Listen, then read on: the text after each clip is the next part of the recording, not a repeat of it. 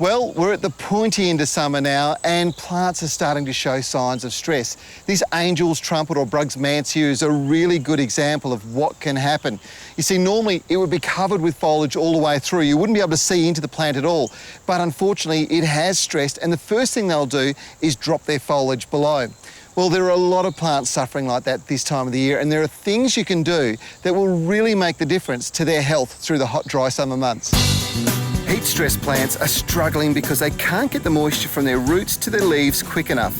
When that happens, the leaves collapse and droop. One way to stop this occurring is to use an anti-transparent spray like Drought Breaker.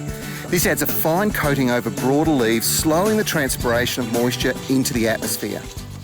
Simply put a fine coating over all of the foliage, and what's going to happen is this will be effective for at least 3 to 4 weeks and help the plants get through the hottest, driest conditions.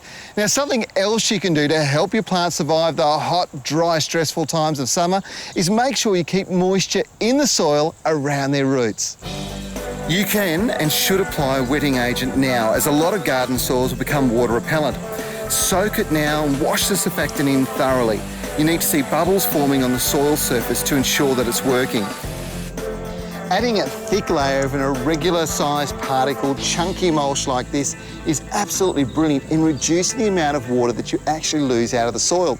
You see, it acts very much like a sunshade. It shelters the soil, keeps the moisture down around the roots, and of course, most of your plant's roots will actually be in the soil's surface area. So this is really important.